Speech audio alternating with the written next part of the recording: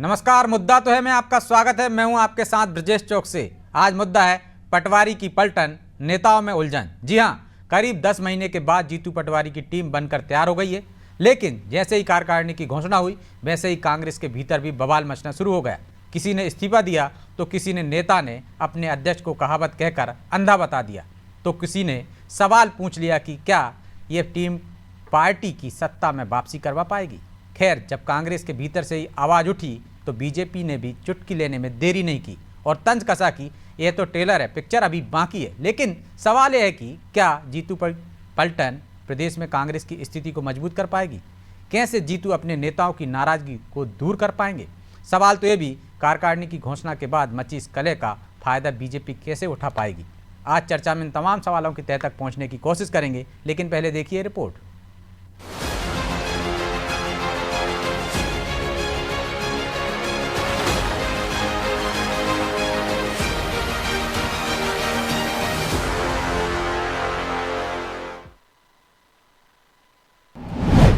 जीतू की टीम का ऐलान, कांग्रेस के भीतर मचा घमासान।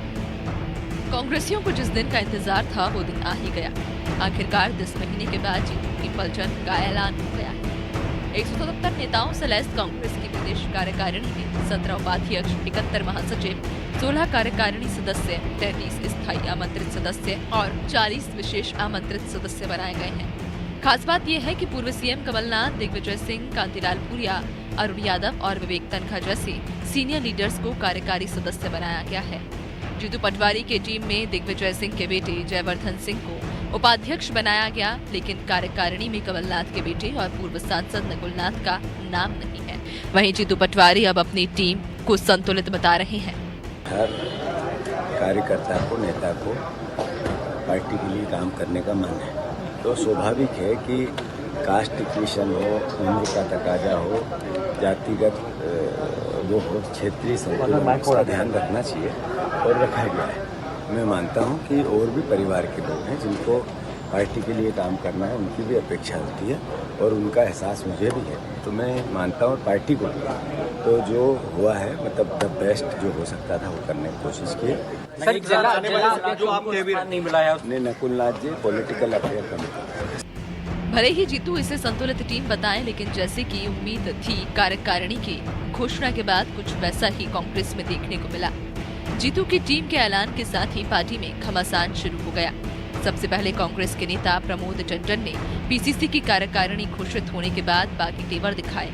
उन्होंने विशेष आमंत्रित सदस्य का पद ठुकराते हुए पार्टी की सदस्यता से इस्तीफा दे दिया। तो कांग्रेस प्रवक्ता रवि किशन सक्सेना ने एक कहावत के जरिए जीतू पर निशाना साधा। वहीं पूर्व विधायक लक्ष्मण सिंह ने पोस्ट कर कांग्रेस कार्यकारिणी पर सवाल उठाए और कहा कि ये सभी केवल अपनी विधानसभा जितवा दें तो सरकार बन जाएगी, पर क्या ऐसा होगा? अब तक ये अद्भुत प्रयोग सफल नहीं हुआ है और अब बीजेपी भी इस कार्यकारिणी को लेकर कांग्रेस पर निशाना साध रही है। आखिरकार जीतू पटवारी की कार्यकारिणी 10 माह बाद सामने आ गई। बमुश्किल मान मनोबल तमाम मिन्नतें कर ये सूची जारी हुई, लेकिन इस सूची जारी होने के बाद कांग्रेस में घमासान और बवाल मचना तय है। सूची को देखकर ही समझा जा सकता है कि इसमें जीतू पटवारी की कलाकारी पूरी तरह से सामने आई है। कई लोगों को निपटा दिया गया है। जीतू पटवारी और दिग्विजय सिंह समर्थकों की भरमार है। वहीं यदि बात करें तो कमलनाथ जी, अरुण यादव, अजय सिंह, उमंग सिंगार, कांतिलाल भूरिया जैसे लोगों के समर्थकों के नाम पूरी तरह से सूची से नदारद किए गए। जमकर बवाल मचेगा, जमकर घमासान दिखेगा। पहला इस्तीफा सामने आ चुका है। कई इस्तीफे होंगे, कई पुतले जलेंगे, कई प्रदर्शन होंगे और बड़ा घमासान इस सूची के बाद कांग्रेस में देखने को मिलेगा। कांग्रेस की प्रदेश कार्यकारिणी में गौर करने वाली बात तो ये भी है कि इसमें नेता प्रतिपक्ष राहुल गांधी के नारे "जिसकी जितनी आबादी उसकी उतनी हिस्सेदारी" के मुताबिक तैयार नहीं किया गया, क्योंकि इसमें महज 11% महिलाओं को जगह मिली है। वहीं ओबीसी का दबदबा अन्य वर्ग से ज्यादा देखने को मिला। फिर चाहे बात प्रदेश अध्यक्ष जीतू पटवारी की करें, जो ओबीसी वर्ग से आते हैं, या फिर यूथ कांग्रेस अध्यक्ष की, यहाँ तक कि महिला कांग्रेस अध्यक्ष विभा पटेल भी ओबीसी हैं। खैर, कार्यकारिणी के आने के साथ ही कांग्रेस में कलह भी शुरू हो गई है। अब इस कलह को जीतू कैसे कंट्रोल करेंगे, ये भी अहम सवाल है। ब्यूरो रिपोर्ट, अरादी टीवी। मुद्दे पर चर्चा के लिए हमारे साथ जुड़ गए हैं बीजेपी प्रवक्ता मिलन भार्गव, कांग्रेस प्रवक्ता आनंद जैन और वरिष्ठ पत्रकार आशीष दुबे। आप सभी का बहुत बहुत स्वागत है। आनंद जी, शुरुआत आपसे ही करते हैं। एक कहावत है, देर आए दुरुस्त आए, लेकिन उल्टा हो गया, देर से भी आए और दुरुस्त भी नहीं हो पाए। ऐसा आपके ही नेता कह रहे हैं। कोई कह रहा है मोहब्बत की दुकान में मुसलमानों के लिए जगह नहीं है, तो कोई कह रहा है कितने सदस्य बने हैं, ये अपनी विधानसभा क्षेत्र ही जितवा दें तो सरकार बन जाएगी। और एक ने तो हद ही कर दी, अंधा कह दिया आपके अध्यक्ष को, क्या अंधा बांटे रेवड़ी और अपने अपनों को दे। ये बवाल क्यों? इतनी बड़ी कांग्रेस पार्टी है, इतनी पुरानी पार्टी है, और अगर 2 या 3 लोग उसका विरोध करते हैं तो 3 लोगों से तो पार्टी नहीं चलती, 3 लोगों से तो संगठन नहीं चलता है। आपने जो बोला कि अल्पसंख्यकों को उसमें जगह नहीं दी गई, तो हमारे यहाँ कांग्रेस पार्टी में अल्पसंख्यक विभाग की एक अलग से व्यवस्था है, जहाँ अल्पसंख्यक समाज को प्रतिनिधित्व अलग से दिया जाता है, पावर दिया जाता है। महिलाओं के लिए महिला कांग्रेस है, उसमें महिलाओं को दिया जाता है। तो हमारे यहाँ सेवा दल है, उसमें लोगों को एडजस्ट किया जाता है। तो हमारे यहाँ हर तरह की व्यवस्था है। अब उसके बाद अगर आदमी का किसी का वो अगर नहीं ईगो सेटिस्फाई होता, तो इतनी बड़ी पार्टी है, इतना बड़ा संगठन है, सबको सब एडजस्ट करना तो मुश्किल होता है। अब ये तो समय की बात है कि कौन जिता पाएगा या नहीं जिता पाएगा, पर समस्त सामंजस्यों की व्यवस्था की गई है। समस्त नेताओं की सहमति से, समस्त नेताओं के सामंजस्य से यह कार्यकारिणी की घोषणा और इसका गठन किया गया है, और सब अपना काम ईमानदारी से करेंगे। और जो लोग रह गए हैं, जीतू पटवारी जी ने उन्हें कहा है कि अभी आगे और उसमें एक्सटेंशन होना है, तो जो छूट गए हैं, जो सक्षम है और जो जिनको पद मिलना चाहिए, तो वो उसमें एडजस्ट किए जाएंगे। तो उसमें घमासान की बात कहाँ है? लेकिन बीजेपी तो कह रही है कि दिग्विजय सिंह को, जीतू पटवारी को छोड़कर बाकी के दिग्गज जो हैं सबके समर्थकों को ठिकाने लगा दिया। ये नरेंद्र सलूजा जी का स्टेटमेंट है, बीजेपी का नहीं है। नरेंद्र सलूजा बीजेपी मतलब प्रवक्ता है भाई बीजेपी का, जैसे आपका आप पार्टी का पक्ष रख रहे हो, पार्टी का पक्ष रख रहे हैं। नहीं, पार्टी का पक्ष नहीं रख रहे हैं, वो उनका तो काम है, उसके लिए उनको तनख्वाह मिलती है। हम संगठन का काम कर रहे हैं। यहाँ पे 2 लाख रुपए महीना लेते थे वो कमलनाथ जी से, कि हमको बाद में मालूम पड़ा, और अभी बीजेपी से कितने मिल रहे हैं पता नहीं। तो उनका तो काम ही यही है कि दूसरों के घरों में झांकना। रे भाई, अपने घर में देख लो, हमारी कार्यकारिणी बनानी थी, हमने बना ली। बीजेपी को क्यों पेट दुख रहा है उसमें? हमारा असंतोष है, हम मैनेज कर लेंगे। नरेंद्र सलूजा जी का पेट क्यों दुखता है? हर चीज में ट्वीट कर देते हैं, हम लोग तो नहीं करते हैं। ब्रजेश जी, आपने देखा कभी मैंने कोई ट्वीट किया हर मैटर में? नहीं किया। आप बुलाते वो तो आपके यहाँ भी करते थे ना आनंद जी, और आपने खुलासा किया है कि पेमेंट देते थे आप। ये तो मिलन जी बताएंगे कि उनको कितनी पेमेंट मिलती है, यहाँ प्रवक्ताओं को पेमेंट मिलती है कि नहीं मिलती। धोखा करके गए वो तो यहाँ से, और सब कांग्रेस की खबर हमारे लोगों से तोड़ के लेते हैं, इसलिए सबसे पहले उनको खबर मिलती है। तो पैसे उसी के मतलब विभीषण आपके यहाँ अभी भी है, मतलब खबर तो सही दे रहे हैं वो आप? नहीं, खबर कैसे सही होगी? अरे आप ही ने कहा हमारे यहाँ से खबर ले लेते हैं तोड़कर लोगों को, तो सही लेते होंगे। उनका काम ही यही है। बीजेपी ने उनको रखा ही इसलिए कि वो ये सब काम करते रहे, क्योंकि बाकी प्रदेश नहीं दिखता उनको, भारतीय जनता पार्टी का संगठन नहीं दिखता उनको, इंदौर और जीतू पटवारी जी दिखते। तो ये भी तो एक प्रश्न है ना। तो मिलन जी, आप लोगों के पेट में क्यों दर्द हो रहा है? उनका संगठन है, उन्होंने नियुक्तियां की हैं, उनके लोग विरोध कर रहे हैं, और इतना बड़ा संगठन है, 3 लोगों को विरोध करने से क्या फायदा हो जाएगा आपको? देखिए, निश्चित रूप से ब्रजेश जी निहायती, और बता जरूर देना कि कितना पैसे दे रहे हैं आप सलूजा जी को। वो तो 2 लाख रुपए महीना देते थे। ब्रजेश जी देखिए, निश्चित रूप से उनका निजी विषय है, और जीतू पटवारी जी ने जैसे तैसे 10 महीने में अपनी कार्यकारिणी बना के बहुत बड़ा कारनामा किया है। क्योंकि जितने लोग अभी चुने गए हैं, कितने रेट तय हुए, क्योंकि कांग्रेस पार्टी में तो आरोप लगते हैं, यहाँ टिकट भी की बोली लगती है, पदों की बोली, तो कितनी बोली लग पाई और किसने कितनी लगाई, ये भी खुलासे होंगे। क्योंकि यहाँ जो घट रहा है, भारतीय जनता पार्टी उसमें कहीं नहीं है। लक्ष्मण सिंह जी जो कह रहे हैं वही हम कहते आए। आज जब रवि सक्सेना जी जैसे जो आनंद जी बैठे हैं, रवि सक्सेना जी भी अपने साथ कई मर्तबा सैकड़ों डिबेट में रहे। आज उनका दर्द पूछिए, धनोपिया जी का दर्द पूछिए, और तो और नकुलनाथ जी का। भैया, पिता पुत्र की जोड़ी दिग्विजय सिंह जी की चलेगी, कमलनाथ जी की नहीं चलेगी। तो ये तो दिख रहा है ना, जो हो रहा है वही दिख रहा है, वही हम बोल रहे हैं। जिस परिस्थिति को लेकर कांग्रेस पार्टी प्रतिपक्ष की भूमिका में है, वहां कुर्ता फाड़, कुर्सी मार, एक दूसरे में गुत्थम गुत्ती, नूरा कुश्ती सब है। और अभी आप देखिए, तो शुरुआत है, और ये 170 तक सीमित नहीं रहेगी। इसकी सीमाएं लांघकर 2000, 5000 तक जाएंगे। इनका कोई सीमा नहीं है, कोई अनुशासन नहीं है कार्यकारिणी का। ये तो रोज पत्र बटेंगे 500-500 हजार, और जैसे ही स्थितियां बनेंगी, एक दूसरे को मारकूट पे भी उतर आएंगे। हाँ, कोई संगठन थोड़ी फ्रेंचाइजी सिस्टम है। जीतू पटवारी जी अपनी फ्रेंचाइजी लेकर आए, अपने हिसाब से मध्य प्रदेश में चलाना है, हर प्रदेश में अलग राग है इनका। तो अलग प्रदेश में अलग राग है। आशीष जी, आप इस सूची को कैसे देखते हैं? 10 महीने बाद हम देख रहे हैं जीतू पटवारी की बहुत प्रतीक्षा थी कि आएगी एक और कुछ नया होगा, उसमें यूथ को लिया जाएगा, लेकिन यहाँ तो बवाल मच गया। उनकी जो टीम में लोग थे, उनके प्रवक्ता थे, वही एक तरह से खिलाफत कर रहे हैं। तो क्या जो आरोप बीजेपी लगा रही है कि अपने लोगों को उसमें एडजस्ट किया गया, बाकी दिग्गजों को हाशिए पे डाल दिया, ऐसा आपको लग रहा है उसमें कुछ? और इस टीम से कुछ कर पाएंगे जीतू पटवारी?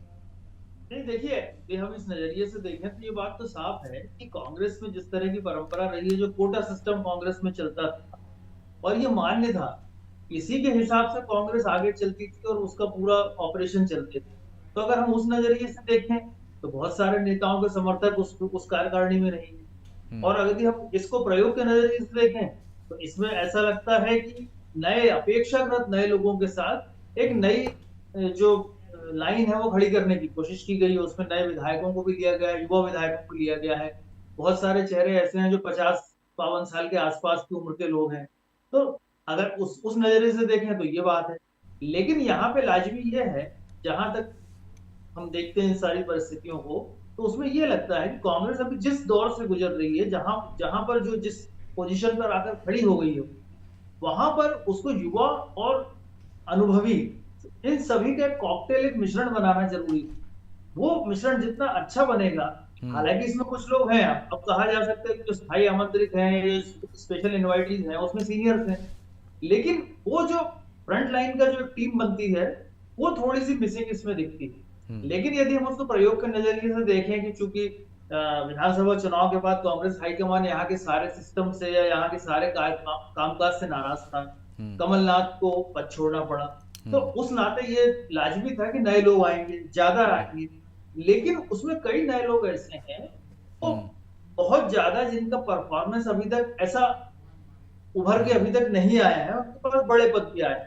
तो अब ये जरूरत, अब ये जीतू पटवारी ने जो दाव लगाया है, तो अब ये जीतू पटवारी की जिम्मेदारी होगी, जैसा कि लक्ष्मण सिंह का ट्वीट है, हालांकि उनका ट्वीट से इसका बहुत ज्यादा बात वो उस तरह नहीं सटीक है, लेकिन ये बात सही है कि जीतू पटवारी ने दाव लगाया है, तो उसको उसे सही भी, इस दाव को सही भी साबित करना होगा, क्योंकि इस टीम को लेकर आगे चलने में उस वक्त में, जबकि पुराने नेता अगर कहीं असहयोग करेंगे या उनके समर्थक अगर इस कांग्रेस के ऑपरेशन से, कांग्रेस के कामकाज से दूर रहेंगे, तो जीतू पटवारी को इससे समस्या आएगी। तो ये दो चीजों के बरक से यदि हम देखें तो ये दो नई तस्वीर जी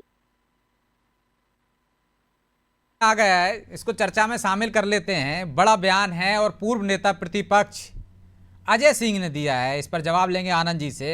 बहुत लंबा चौड़ा और खतरनाक बयान दिया है कि जिन नेताओं की वजह से कांग्रेस की दुर्दशा है, उन्हीं लोगों के कहने पर कार्यकारिणी बनेगी तो भगवान ही मालिक है। 20 साल हो गए, अभी भी उन्हें लोगों के कहने पर निर्णय हो रहे हैं। ये दुर्भाग्य है, जिस तरह से स्वरूप बना उचित नहीं। जिन नेताओं की वजह से मध्य प्रदेश की हालत है, उनकी आज भी चल रही हो तो क्या कहूँ। आनंद जी क्या कहेंगे? वो भी कह रहे हैं, आशीष जी, वैसा तालमेल नहीं दिख रहा है सीनियर जूनियर का, नया प्रयोग है, लेकिन इस प्रयोग पर भी एक तरह से सवाल उठा रहे हैं आपके ही बड़े नेता, चाहे लक्ष्मण सिंह हो, अजय सिंह, इनको तो दरकिनार नहीं कर सकते। इसमें नहीं, ऐसा नहीं है। इसमें नए लोग भी तो लिए गए हैं। आशीष दुबे जी ने बताया ना आपको कि नए लोगों की लाइन अगर खड़ी करनी है तो पुरानों को तो थोड़ा सा एडजस्ट करना पड़ेगा। और स्थायी आमंत्रित सदस्य में सभी लोग हैं।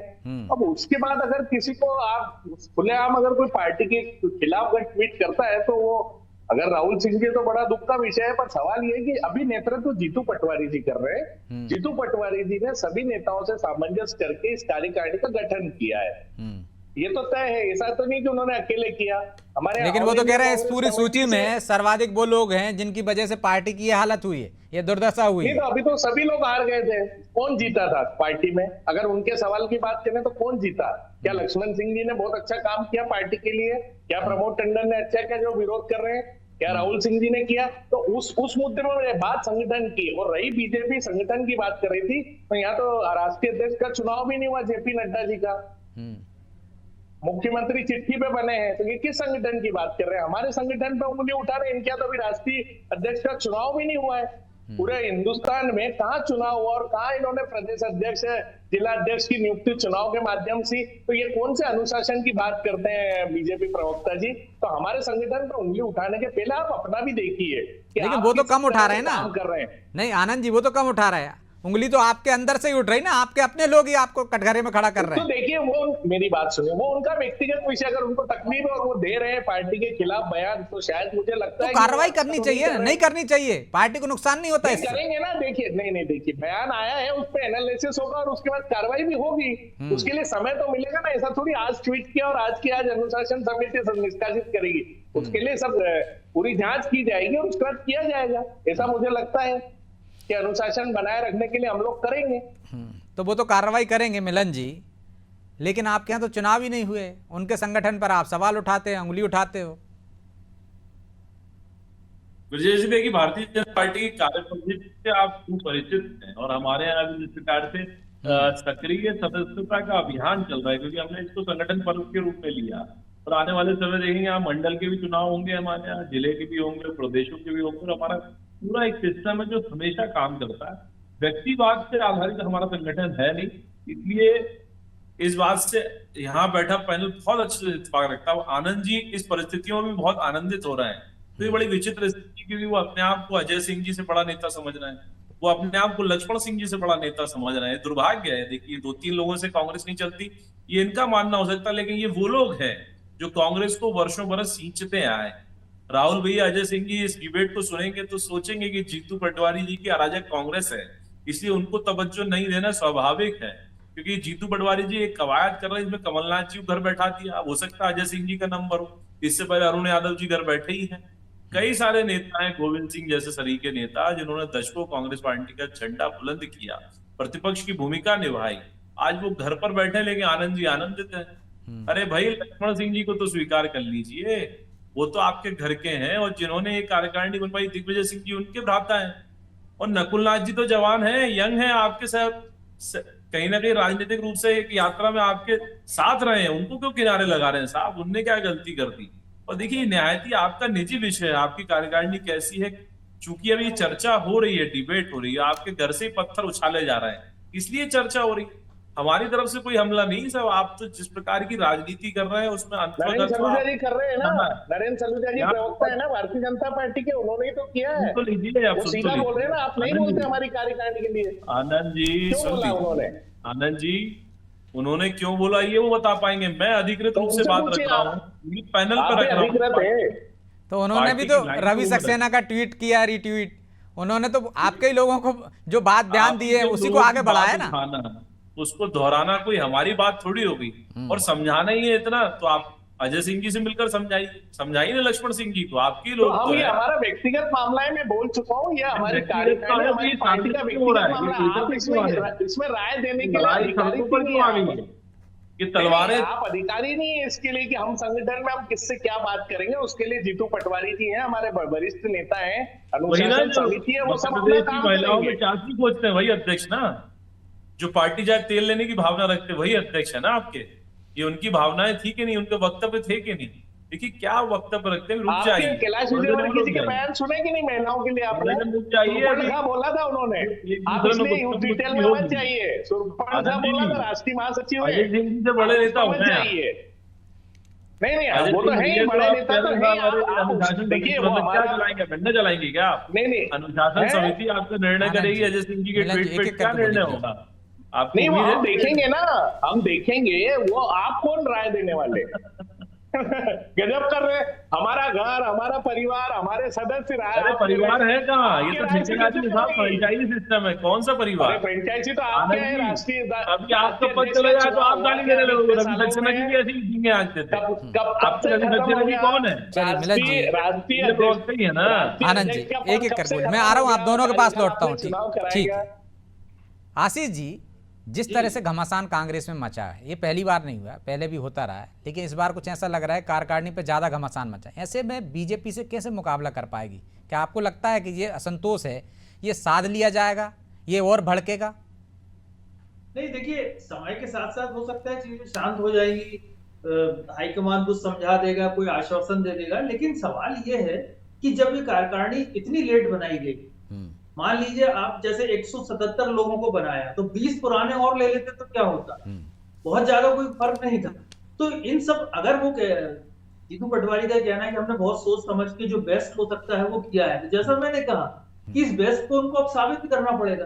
तो इस तरह की चीजें जो अभी कांग्रेस के पास करीब 3.5-4 साल तक कांग्रेस को संघर्ष करना है, यह नहीं कहना चाहिए कि एक बहुत लंबी रात है जिसमें इनको जागरण करते रहना, तो उसमें सभी तरह के लोग अगर उस पार्टी के साथ चलते तो ज्यादा बेहतर होता। अजय सिंह की जैसे अभी बात आई कि किसने क्या किया है, तो देखिए अजय सिंह पार्टी की मुझे लगता है बिंदु और सतना की एसेट है, वहां पर उनसे बड़े कद का कोई नेता नहीं है, लेकिन वहां उनके समर्थक नहीं है। तो नेटवर्किंग जो होती है नेता के साथ साथ, जैसा कांग्रेस में होता है हर नेता के समर्थक होते हैं, तो वो एक बैकफायर का काम करते हैं, वो कवर फायर का काम करते हैं। तो अगर इसके बिना कांग्रेस या जीतू पटवारी या एआईसीसी ये सोचती है कि हम इससे बेहतर रिजल्ट ले लेंगे, तो मुझे लगता है कि ये नेतृत्व की एक नई पंक्ति तैयार हो जाएगी इससे। लेकिन जो लोग नहीं आ पाए हैं इस कार्यकारिणी में या नहीं लिए गए हैं, उनके सवाल अभी बहुत देर तक गूंजेंगे। जैसे हम मध्य प्रदेश कांग्रेस मुख्यालय में ही देखते हैं, बहुत सारे नेता हैं जो पिछले 10 महीने से रोज कांग्रेस कार्यालय में आते थे, कांग्रेस में बैठते, एक तरह से नाइट वॉचमैन की भूमिका में थे। वो अपने साधन संसाधन से आना और ऑफिस में बैठना और ये सारी चीजों, लेकिन उसमें तो कोई नहीं है। तो बहुत सारी चीजें ऐसी होंगी जो उभरेंगी, तो हर किसी के भी योगदान को खारिज कर देना मुझे नहीं लगता कि कोई बहुत परिपक्वता होगी। इसको धीरे धीरे कहीं ना कहीं एडजस्ट करना पड़ेगा, क्योंकि कोई भी पार्टी जो है नए और पुराने प्रयोग से ही चलती है। खुद कांग्रेस ने प्रयोग 2011-12 में शुरू किया था नए लोगों का, जब पुराने लोगों को घर बैठाया गया था। उसके बाद कांग्रेस की स्थिति खराब हुई थी और कांग्रेस ने 5-7 साल पहले फिर पुराने लोगों को तरजीह देना शुरू की। तो ये इसी तरह अनुभव और जोश का एक जो प्रॉपर कॉकटेल होता है, उसके परसेंटेज कम ज्यादा हो सकते हैं, उनको लेना जरूरी है। अगर कोई आदमी 60 साल 65 साल का है, उसको अगर ले लिया गया है, तो ये नहीं उसका पीछे का प्रोफाइल क्या है, उसने कितना काम किया है। इस तरह से मुझे लगता है संगठन चलते हैं, और ये संगठन ही नहीं दफ्तर भी इसी तरह चलते हैं। ठीक है, तो आनंद जी इसी तरह संगठन चलता है। आप तो आरोप लगाते रहे बीजेपी पे कि वो अपने बुजुर्ग नेताओं का सम्मान नहीं करती है, उनको घर बिठा देती है, मार्गदर्शन मंडल में डाल देती है, लेकिन हम अनुभव और युवा को तालमेल करते हैं और 20 लोगों को और ले लेते तो क्या जाता। आशीष जी कह रहे हैं नहीं, ये जाता वाला थोड़ी होता है। संगठन चलाना है, पार्टी चलानी है। जाता में तो फिर हमारे जितने सदस्य सबको उनको मोबिलाइज करना पड़ेगा। तो संगठन के तरीके से चलेगा ना। पुराने और नयों का अनुभव है, पुराने लोग भी हैं, नए भी लोग हैं, तो नए लोगों को भी मौका देना पड़ेगा। ऐसा कहाँ लिखा है कि 20 और ले लेते हैं, फिर एक नेता आएगा 20 और ले लेते हैं। तो वो मेरा यह कहना है कि ये प्रयोग है, और अगर जीतू पटवारी जी कर रहे हैं तो थोड़ा वेट तो कीजिए।